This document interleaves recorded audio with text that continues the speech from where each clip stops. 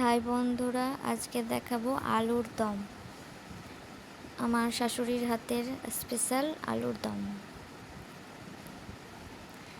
চলো দেখি কিভাবে করি। প্রথমে কড়াই গরম হয়ে গেলে সাদা তেল দিয়ে দিতে হবে। আর আগে থেকে আলু, ছোট ছোট আলু অর্ধেক করে কেটে নিতে হবে ছিলে।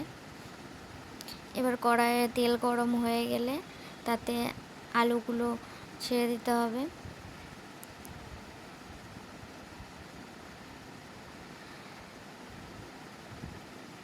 আলু ভাজতে হবে ঢাকা দিয়ে, লাড়াচাড়া করে ভালো করে লাল লাল করে ভাজতে হবে। আর এই আলুর দমের ভিডিওটা যদি আপনাদের ভালো লাগে তো আমাদের চ্যানেলটিকে সাবস্ক্রাইব করবেন, আর লাইক করবেন, কমেন্ট করবেন,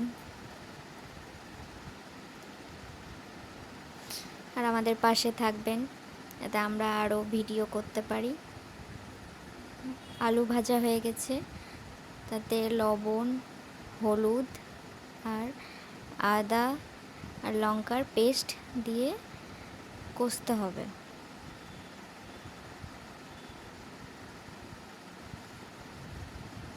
ভালো করে নাড়াচাড়া করে কষার পর এবার দিয়ে দিতে হবে সবজি মশলা আর হিং।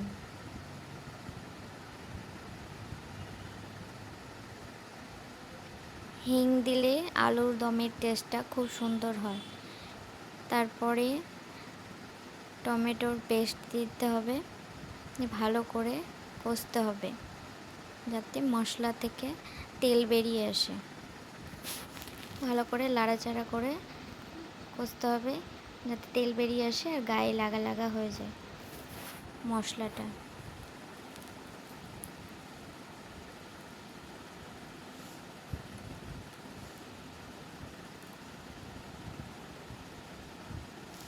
প্রায় কষা হয়ে গেছে, আর একটু কষতে হবে।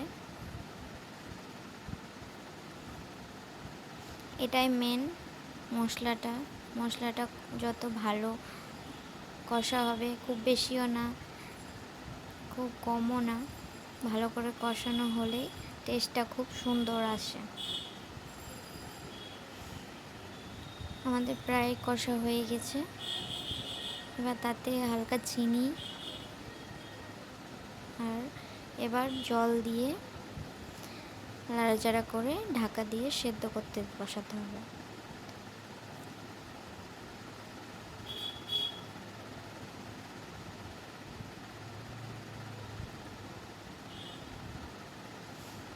কালারটা খুব সুন্দর এসেছে।